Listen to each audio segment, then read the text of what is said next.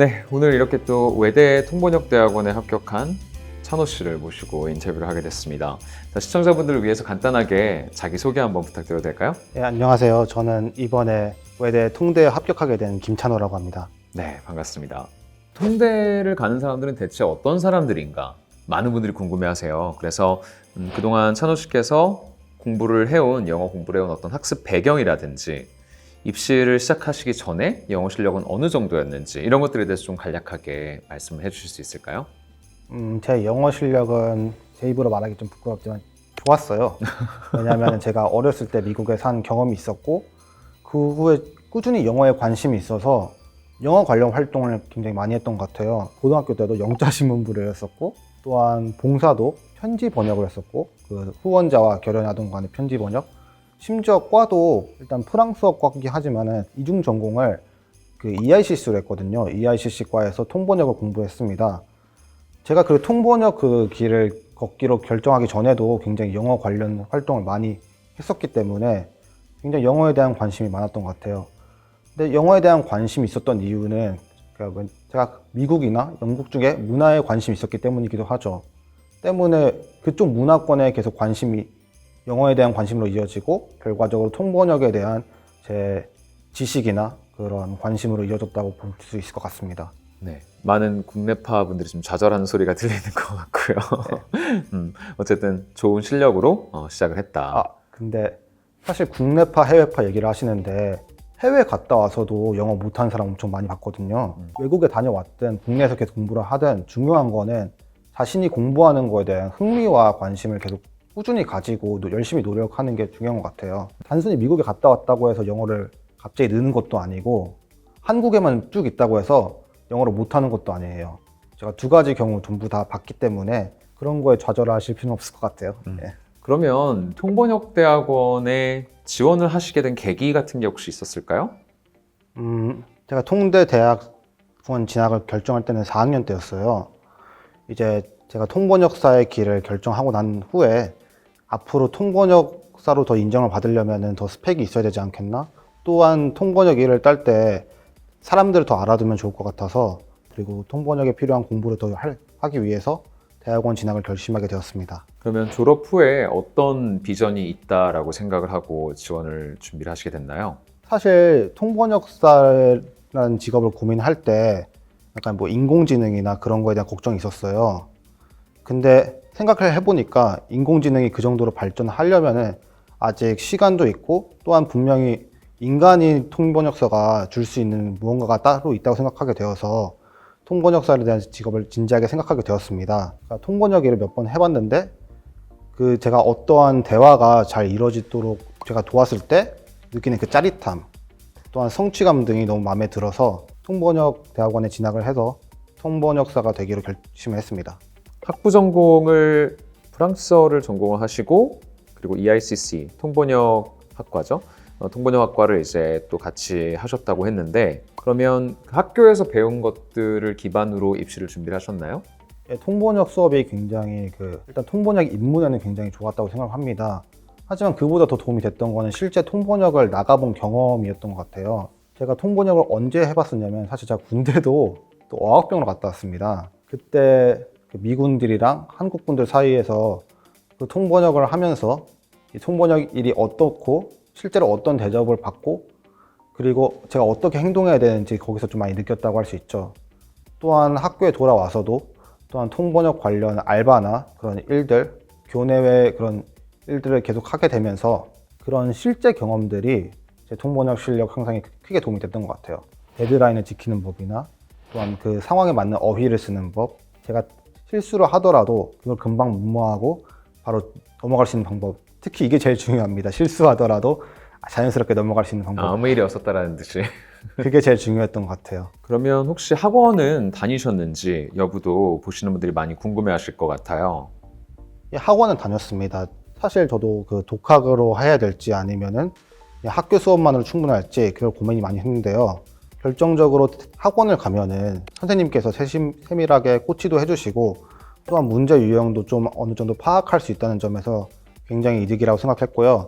또한 수업을 들어본 결과 약간 통번역에 직접적으로 도움이 되는 말씀을 선생님들이 해주셨기 때문에 결국 학원을 쭉 다니게 되었습니다. 그러면 찬호 씨 같은 경우는 입시 준비는 어느 정도 하셨나요? 4학년 2학기부터 시작해가지고 그리고 재수할 때 1년을 했죠. 그러니까 한 18개월 정도라고 보시면 될 것 같아요. 그럼 그 18개월 동안 하루에 학습에 쓴 시간은 어느 정도였을까요? 사실 4학년 때는 제가 졸업 시험도 같이 병행했기 때문에 통번역에만 전부 다 쏟을 여유는 없었습니다. 때문에 그때는 약간 좀 지금보다 덜 했고요. 이제 1년 동안 이렇게 통번역 대학원을 준비할 때는 확실히 더 많이 쓰긴 했지만 그렇다고 통번역이 전부 다 올인한 건 아니었어요. 체력 기르기 위해서 계속 꾸준히 밖으로 운동을 나갔고 또한 계속 읽다 보면 머리도 아프고 그래서 약간 좀 스트레스도 풀 겸 또 자연스러운 영어 회화를 익히기 위해 영화도 많이 보고 미드도 많이 보는 그런 걸 병행을 했습니다. 요거 좀 확실히 짚고 넘어가야 되는데 예. 그래서 영화를 보고 미드를 본 게 통번역에 도움이 어느 정도 됐나요? 도움이 조금은 있긴 있었을 거예요. 다만 거기서 좀 자연스러운 어휘들을 많이 캐치하려고 노력을 했던 것 같아요. 그러니까 자연스러운 어휘라는 거는 이 어휘를 미국인이나 영국인들이 실생활에서 어떻게 사용하는지 그걸 약간 좀 많이 보려고 노력했고요. 또 자막 키고 볼 때도 있었는데 이 자막 번역가는 어떤 식으로 선택을 했는지 그 부분에 집중하면서 봤던 것 같습니다. 입시 통역하면 또 빼놓을 수 없는 게 노트 테이킹을 할 수가 없고 긴 지문을 듣고 처음 아무 준비 안 한 지문을 다 외워야 한다는 부담이 있는데 예. 그러면 그 메모리 훈련은 어떤 식으로 하셨는지 여쭤봐도 될까요?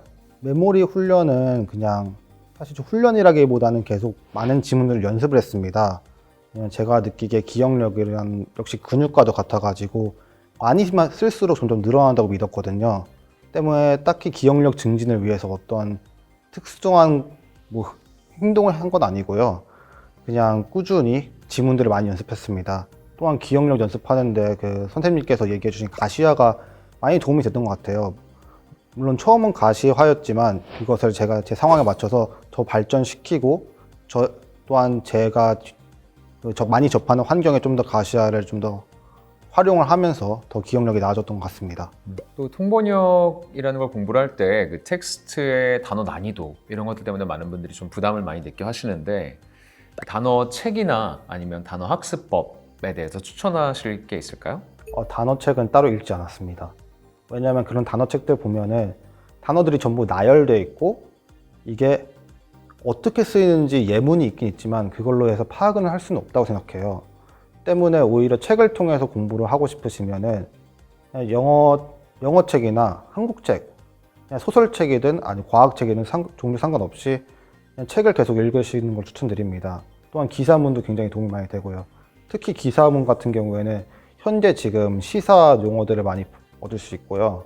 출판된 그런 도서 같은 경우에는 좀 더 고심해서 기사들보다 좀 고심해서 쓴 그런 단어다 보니까 좀 더 정제되었다고 할까? 약간 좀 멋있어 보이는 그런 표현들을 많이 익혔던 것 같아요.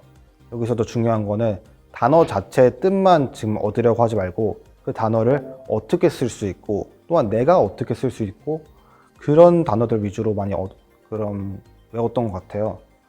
저도 실제로 너무 어려운 단어들은 그냥 떠버리고 그냥 이 단어는 내가 통역해서 잘 쓸 수 있겠다 그런 단어들만 수집을 했던 것 같습니다. 외대 통대 가고 싶어 하시는 분들이 참 많은데 거기에 이제 합격을 하시게 됐잖아요. 근데 그 과정이 순탄치만 않았을 것 같아요. 아무래도 뭐 신경 쓸 것들도 많았을 거고 공부에 대해서도 그렇지만 공부 외적으로도 그런 힘든 과정을 좀 이렇게 이겨내면서 마인드 컨트롤은 좀 어떻게 하셨을까요? 계속 꾸준히 책상에만 앉아서 공부를 하거나 계속 컴퓨터를 보면서 기사를 읽다 보면은 계속 지치고 몸이 피곤해지는 걸 많이 느꼈습니다. 때문에 이런 공부를 할 때 가장 중요한 게 체력을 기르는 게라고 생각을 해서 꾸준히 격한 운동까지는 아니더라도 매일 밤마다 나가서 공원 한 바퀴라든지 아니면 자전거를 계속 탄다든지 해서 체력을 기르고 또한 이런 스트레스를 좀 잘 관리할 수 있도록 체력을 기르는 것이 그냥 중요하다 생각했습니다. 어떤 분들은 통역 망친 날 연습하다 통역 망친 날 집에 가서 막 맥주 들이키고 소주 들이키고 이러신 분들도 계신데 예. 그 방법에 대해서 어떻게 생각하시나요? 저는 제 생각에는 그 통역을 망칠 때도 있고 안 망칠 때도 있다고 생각하기 때문에 오히려 통역 망치는 날을 이런 맥주로 소주로 기념을 하면은 그게 또 더 기억에 남지 않을까 생각이 돼요. 그래서 통역을 망쳤든 잘했든 이걸 무덤덤하게 일상에 있었던 걸로 넘기는 것이 오히려 통번역 실력을 기르는 데 더 도움이 되지 않을까 싶습니다. 띵언을 해주셨어요. 그렇죠. 이거는 꼭 통번역 대학원 입시뿐만 아니라 인생 전반에 적용할 수 있는 좋은 말이네요. 자, 입시에 이제 좋은 결과를 내셨는데 그런 성공적인 입시를 위해서 가장 중요하다라고 생각되는 게 있다면 어떤 게 있을까요? 사실 통번역을 대학원 준비하면서 가장 많이 들었던 게 긴장하지 말고 제 실력을 내라 그랬던 것 같은데 저는 그 긴장을 하지 않는 건 불가능하다 생각해요. 대학 면접이든 아니면 실제 나가서 일을 하든 늘 긴장은 늘 함께 하기 때문에 오히려 그 긴장에 적응하는 법을 배우라고 조언을 하고 싶습니다. 그 긴장을 오히려 익숙하고 긴장해도 내 실력을 낼 수 있도록 그렇게 연습하는 것이 중요한 것 같아요. 물론 여기에 영어 공부나 한국어 공부 특히 중요하고요. 그런 것들이 전부 기반으로 해야 그 긴장에 좀 더 잘 적응을 할 수 있겠죠. 긴장에 적응을 해라라는 조언을 해주셨는데 그러면 그 긴장에 적응을 하는 비결은 뭐가 있을까요? 조금 실질적으로 적용해 볼 수 있는 것들이 있을까요? 약간 좀 상상을 해야 되는 거죠. 일부러 정장을 갖춰 입고 그 스터디를 한다거나 아니 스터디 파트너들한테 부탁을 해서 약간 면접 대항처럼 앉아서 스터디를 진행하자고 한다거나 또한 계속 머릿속에서 약간 좀 긴장되는 상황을 지금 상상을 하는 거죠. 근데 거기에 긴장된다고 해서 겁먹지 않고 그래 난 긴장했다. 그걸 받아들이고 긴장하지 않으려고 하는 게 오히려 더 부담이 될 수 있거든요. 그래서 긴장했음에도 불구하고 난 잘할 수 있다. 그걸 인식하는 게 중요한 것 같아요. 자, 그러면 이제 시험을 보시러 가셨을 때 그 직전에 대기를 하시는 동안 뭘 하셨을까요? 외대 같은 경우는 1차도 있고 2차도 있잖아요. 그러면 각각 1, 2차 시험을 보실 때 대기 중에 어떻게 하셨을까요? 1차 시험 때는 교실에 들어가서 제 자리를 찾고 제 자리에 지정된 자리에 앉았습니다. 안내 상황이 나올 때 잠시 선생님한테 양해를 구하고 빨리 화장실에 다녀왔죠. 왜냐면 시험 도중에 화장실을 가게 되면 그게 큰 곤욕이잖아요. 그리고 1차 시험 때 그렇게 핸드폰 걷기 전까지 계속 기사들을 검색했던 것 같아요. 그리고 음악도 좀 들으면서 마음을 최대한 차분하게 하려고 하고 그거에만 집중했던 것 같아요. 차분한 마음과 최대한 내가 알고 있는 것을 계속 확인하는 그런 2차 시험 때는 제가 들어가면은 다시 못 나올 걸 알고 있었기 때문에 최대한 약간 좀 밖에서 기다렸어요. 바로 임박해서 시험장에 들어갔습니다. 시험장에 들어간 후 그 진행상 차질이 있었는 건지 모르겠지만 약간 좀 핸드폰을 걷는데 좀 시간이 좀 오래 있었어요. 그래서 그 틈을 이용해서 또 기사 몇 개도 읽고 핸드폰을 수거한 이후에는 준비한 자료를 읽었죠. 이제 외대 같은 경우에는 그 기다리는 시간이 굉장히 길었습니다. 사실 그렇게 시간이 너무 길면은 긴장감이 너무 배가 될까 걱정했었는데 오히려 오래 기다리다 보니까 제가 프린트해서 준비한 자료 전부 다 읽고 추스르기 위해서 좀 스트레칭도 좀 하고 또 입을 풀기 위해서 계속 연습도 하고 그런 시간들이 전부 더 많아가지고 오히려 좀 더 긴장을 적응하는 데도 도움이 되지 않았나 싶습니다. 면접 때는 그때 상황은 좀 어땠는지 좀 구체적으로 설명을 해주실 수 있을까요? 사람들 모여있는 강당에서 제 이름이 불려서 밑으로 내려갔습니다. 그 다음에 복도에서 기다리고 있다가 제 이름 호명하는 거 듣고 방 안에 들어갔죠. 그러니까 작년에 시험 볼 때 이미 겪었던 방이라서 방 레이아웃은 이미 알고 있었습니다. 선생님 3명 계시고 그리고 저 앉아있고 그리고 책상 앞에 앉으면 제가 시험이 시작되는 거죠. 시간이 좀 늦은 상태다 보니까 선생님께서 아이스 브레이킹 같은 건 진행하지 않으셨어요. 그 교수님들도 많이 피곤하셨던 것 같아요. 그래서 바로 질문으로 들어갔는데 제가 하려고 했던 거는 이거를 면접에서 내가 잘하려는 것보다 한 교수님한테 집중을 하고 그 교수님한테 이 말을 전달해야겠다 그런 식으로 했습니다. 그러니까 이 교수님한테 내가 이 지문을 이해시키겠다. 그래서 그 교수님만 바라보고 계속 통역했던 것 같습니다. 물론 그 교수님만 보면 약간 좀 어색할 수 있으니까 다른 교수님도 몇 번 봐주고 잘하려고 하기보다는 내가 잘 전달해야겠다 그런 마음가짐으로 했었습니다. 그러면 좀 더 구체적으로 통역이나 이런 기타 면접 내용에 대해서 그 진행 방식이나 이런 것 조금 시험을 준비하시는 분들이 조금 이미지 트레이닝을 할 수 있게 설명을 좀 해주실 수 있을까요? 1차 시험 같은 경우에는 그냥 앉아서 선생님께서 종이를 나눠주시고 나면 다른 시험과 마찬가지로 이름 확인하고 번호 확인하고 신분증 확인하고 그 후에 시험이 시작됩니다. 시계는 따로 없기 때문에 시계를 챙겨가시는 분들이 많은데 저도 확실히 시계를 챙겨갔으면 시간을 관리하는 데 좀 더 도움이 됐을 것 같습니다. 그래서 시간 관리를 하면서 그 글을 써가는 거죠. 글 쓸 때는 최대한 그 구조를 잘 맞춰서 쓰는 게 좋을 것 같아요. 어떤 분들은 생각의 흐름처럼 글을 계속 써내려 가시는 분들이 있는데 오히려 처음에 딱 서론, 본론, 결론을 딱 잡고 난 다음에 쓰면은 오히려 더 편하게 쓰실 거라고 믿습니다. 2차 시험 같은 경우도 일단 앉은 다음에 그 지문을 읽어주십니다. 한국어 지문은 한국어 교수님 읽어주시고 영어 지문은 그 아마 미국인이겠죠? 미국인 교수님께서 읽어주시는데 영한 지문을 먼저 읽습니다. 그 영한 지문을 읽으면서 머릿속에 최대한 그거를 제가 이해할 수 있는 방식으로 가시화를 쓰시든 어떤 방식을 쓰시든 최대한 머릿속에 잘 박아놓는다는 걸로 느낌을 기억했습니다. 그리고 통역을 하면서 그 박아놓은 이미지들을 약간 징검다리 밟듯이 이 이미지를 체크하고 이 이미지를 체크하고 그리고 마지막 이미지 체크한다 이런 느낌으로 진행했던 것 같습니다. 그러면 선생님께서 직접 낭독을 해주시는 게 좀 특징적인데 예. 그 낭독 속도는 어땠나요? 학원에서 그 오디오 파일을 들려주면서 또한 선생님께서 읽어주시면서 약간 빠르던 지문도 있고 천천히 읽어주신다 그런 지문이 있었는데 제가 들었던 지문은 천천하다는 느낌은 없었지만 그렇다고 너무 빠르지는 않다는 느낌이었습니다.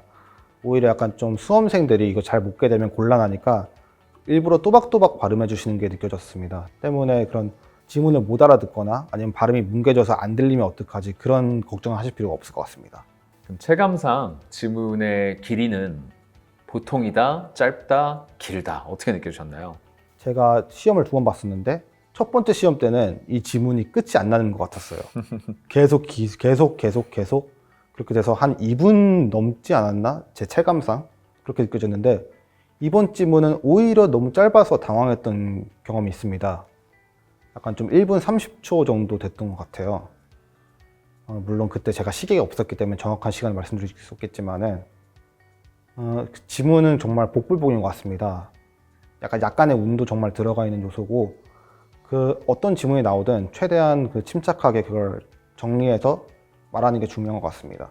만약에 올해 결과가 본인이 바랐던 그런 결과가 아니라 좀 실망스러운 결과가 나왔었다라고 한다면 어떻게 하셨을 것 같으세요? 재수를 하셨을 것 같으세요? 아니면 그 결과 그냥 받아들이고 다른 어떤 차선책을 찾아서 그런 결정을 좀 변경을 해보셨을까요? 목표를.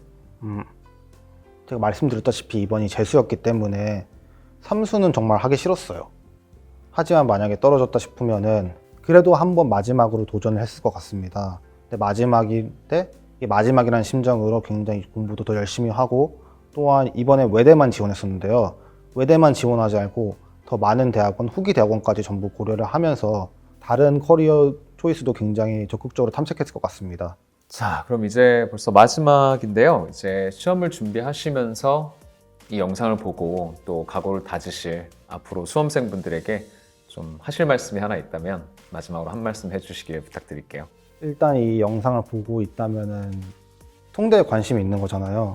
그러니까 자신이 이걸 선택한 거에 대해서 잘 책임을 질 수 있다면은 충분히 합격할 수 있을 거라 생각합니다. 그 책임을 진다는 게 제가 무슨 뜻이냐면은 제 선택의 책임을 위해서 모든 걸 다 할 수 있어야 돼요. 잠시 취미 생활을 접는다. 그러면 그걸 당연히 할 수 있어야 되고 그냥 열심히 하는 게 중요한 것 같아요.